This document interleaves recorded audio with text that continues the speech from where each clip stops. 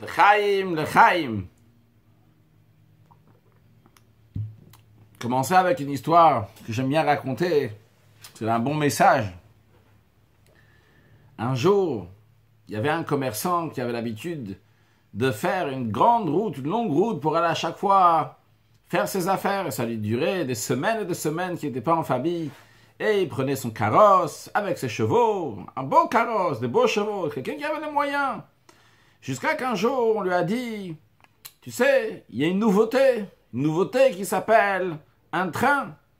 Un train, il peut te prendre et t'amener très très loin et ça va beaucoup plus vite. Waouh, quelle invention de faire un train. Vraiment, il n'y a pas de cheval, qu'un train. Ok, qu'est-ce qu'il faut faire?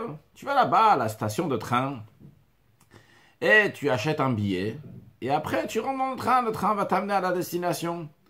C'est ce que notre cher homme d'affaires, il a fait. Il est parti à la station de train. Il a dit, je vais aller à tel et tel endroit. Il lui a demandé là-bas, tu veux première classe, deuxième classe? Il a dit, c'est quoi ça? Quelle première, deuxième classe? Qu'est-ce que vous parlez? Il a expliqué que première classe, c'est pour les gens qui ont les moyens. C'est encore mieux, la deuxième classe, c'était seulement la deuxième classe. Il a dit, moi, homme d'affaires, qui a les moyens, première classe. Billet de première classe. Tiens le billet de première classe. Non. Il va sur le quai, il attend. Et il ne sait pas à quoi attendre. Tout d'un coup, il y a comme ça un truc qui vient, qui arrive, un bloc qui arrive avec deux yeux brillants devant les phares. Et comme ça, qui s'arrête dans la station. Très impressionnant. Qu'est-ce qu'on fait maintenant? Qu'est-ce qui se passe? Bon, il s'est dit, je vais suivre les gens, je vais regarder ce qu'ils font. Et qu'est-ce qui se passe? Les gens, ils rentrent. Et il n'y a pas eu de chance. Cet homme d'affaires, ceux qui étaient là, qui sont rentrés, c'était des fraudeurs qui n'ont pas pris de billets. Qu'est-ce qu'ils ont fait? Ils sont partis, ils se sont mis en dessous de la banquette. Lui, il s'est dit sûrement, pour le train, il va marcher. Bon, c'est pas comme le carrosse, ça va plus vite, mais il faut se mettre sur une banquette. Alors, il s'est mis sur une banquette. Seulement qu'évidemment, lui, c'était pas un fraudeur. Et il s'est mis sous la banquette, il n'a pas essayé de se cacher, il s'est mis sous la banquette, on va dire, mais à l'aise, première classe. Donc il s'est mis à l'aise sous la banquette. Et comme ça avance, le train avance, et le contrôleur, il arrive. Alors, les fraudeurs, je ne sais pas ce qu'il les a attrapés ou pas, mais en tout cas, lui, c'est sûr qu'il l'a attrapé. Il commence à lui donner avec des coups. Le contrôleur ne va pas se baisser pour éveiller cette personne importante qui se trouve en dessous. Il donne des coups comme ça en dessous, avec ses coups de pied. Qu'est-ce que tu fais là? Qu'est-ce que je fais là? Je suis dans le train, je voyage. Il dit, qu'est-ce que ça veut dire? Où est ton billet? Il dit, mon billet, le voilà. Il sort, il dit, voilà, mon billet se trouve ici.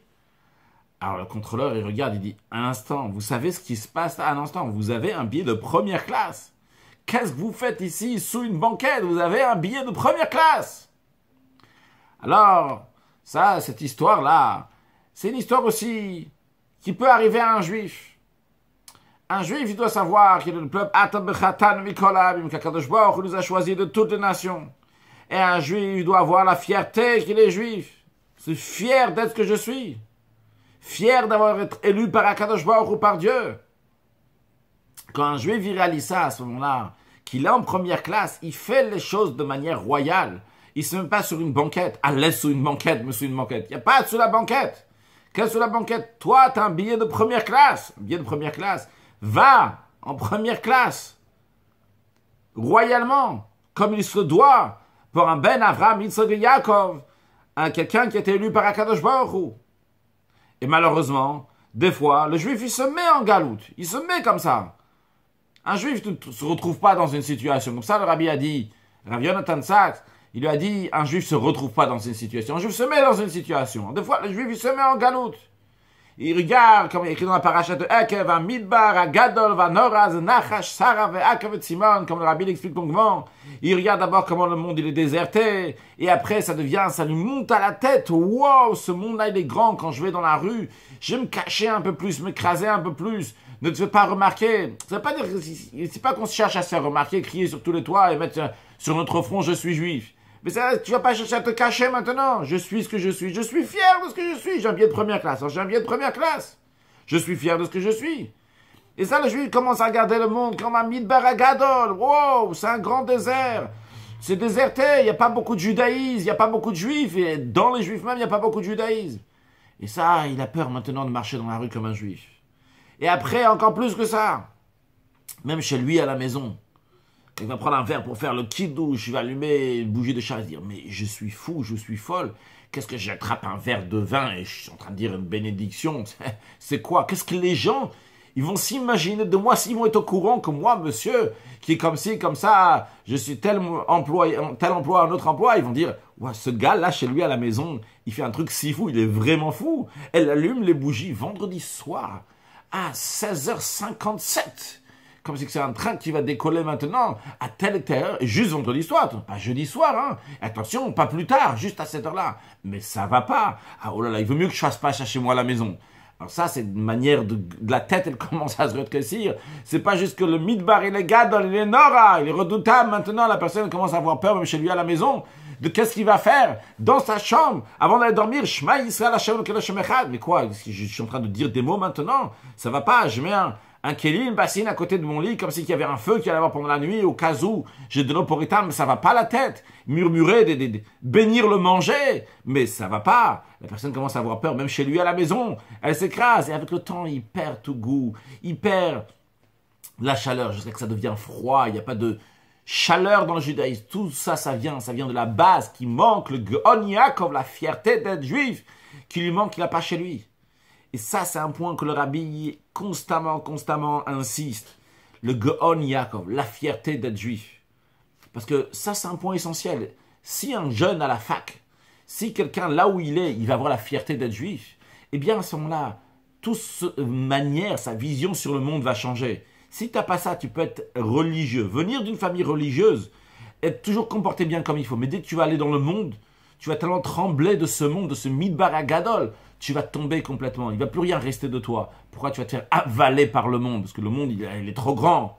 Tu oublies que tu as un billet de première classe. Tu vas te mettre sous une banquette. Ça, c'est un point essentiel. Gaon Yaakov, la fierté d'être ce que tu es.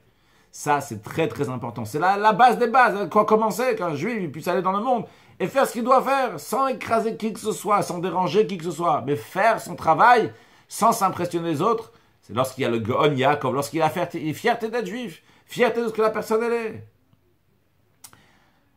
En vacances, au mois d'août, il y avait un jeune avec un chapeau, une barbe, et tous les matins, il venait, il faisait la tefila longuement, après il étudiait, etc.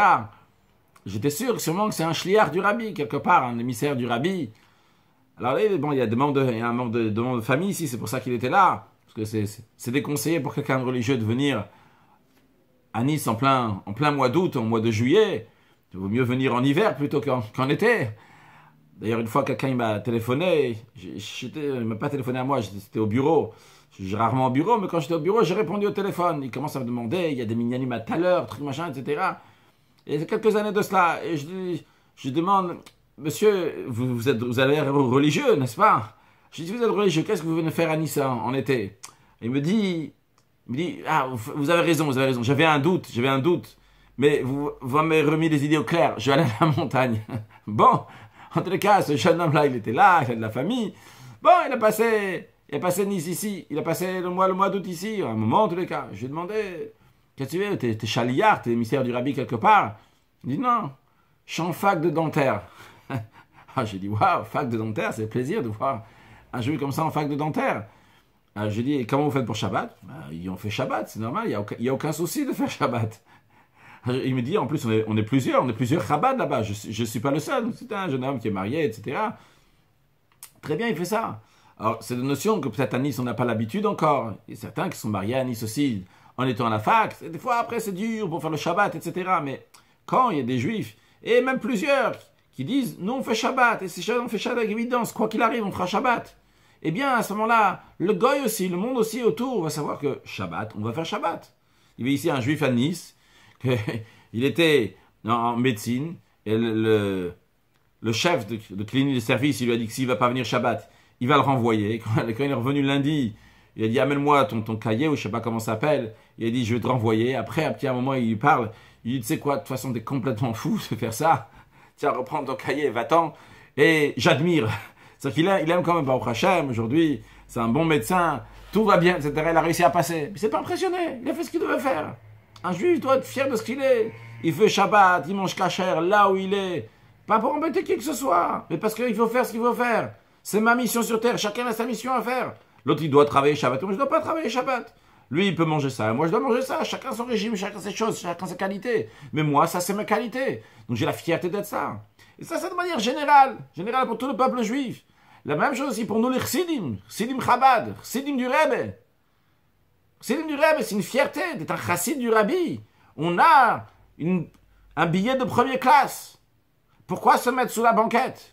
Le Rabbi, il a des épaules qui sont larges. Le Rabbi nous dit de diffuser que Mashiach il arrive. Mashiach il arrive.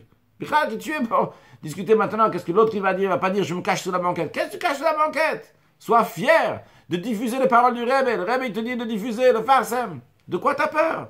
Où tu te caches? C'est la volonté, la Kadosh Baruch Hu. C'est la volonté du Rabbi. Ben vas-y, fais-le. Et fais-le avec fierté. Sois fier d'être un chassid Chabad. Un chassid Chabad de la 7e génération. Dans la 7e génération même, un chassid du Rebbe après Gimel Tammuz. T'es content, t'es pas content, ça change rien du tout. Il faut être fier de ça. T'es un chassid du Rabbi, c'est extraordinaire. Et vu que je suis un chassid du Rabbi, je vais, je diffuse, je fais ce que je dois faire. Et je le fais avec grande fierté, sans complexité, sans honte, sans être timide ou quoi que ce soit. C'est extraordinaire. On a un billet de première classe. Le Rebbe nous dit, va faire Mivtsaïm, va mettre des tefilin à notre juif.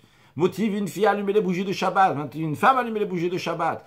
Motive un juif de mettre une mezouza chez lui à la maison. Motive des parents à mettre leurs enfants dans une école juive. C'est extraordinaire. On a un billet de première classe. Qu'est-ce que tu te caches maintenant? Dire que peut-être, etc. J'ai parlé avec un rabbin qui a une si grande influence. Et il m'a dit qu'il est très étonné. Qu'il a vu, qu'il a dit des choses claires à la synagogue. Qu'il a dit la pureté familiale, etc. Et manger cachet. Et il y a des gens qui ont suivi, qui ont fait. Et je lui ai dit, c'est quoi le chidouche? Je dis, le Rabbi a assisté des dizaines de milliers de fois, que surtout les jeunes veulent entendre la vérité. Il faut dire la vérité. Ils attendent que ça dise la vérité. Évidemment, comment dire la vérité? Il y a des manières comment le dire. Pas juste comme ça, méchamment, durement sur la personne. Mais quand on le dit agréablement, et c'est le cas de ce rabbin, qui est très agréable, très gentil avec sa communauté, eh bien, quand il va dire, oh, les gens ils vont prendre, les gens ils attendent que ça, qu'on va leur donner. Il faut être fier de ce qu'on a, sans avoir aucune honte de dire les choses comme elles sont. C'est la parole de Dieu, on la répète, on l'applique. C'est la parole du Rebbe, on la répète, on l'applique. Le Rabbi nous a diffusé que Mashiach il arrive, se préparer à l'accueillir. On le fait avec fierté. Éveillons notre Geon Yaakov, notre fierté d'être juif. A priori, on a l'impression qu'il n'y a rien de concret dans ça, juste une fierté. C'est pas une fierté pour écraser encore une fois, c'est une fierté être content, être joyeux de ce qu'on est. Et lorsqu'on a ça, eh bien à ce moment-là, on a les clés de tout le reste. S'il y a la base du Shulchan Aruch, de ne pas avoir honte des moqueurs, eh bien à ce moment-là, à la suite, tout va arriver. Tout le Shulchan Aruch, tout le code de la loi juive peut arriver.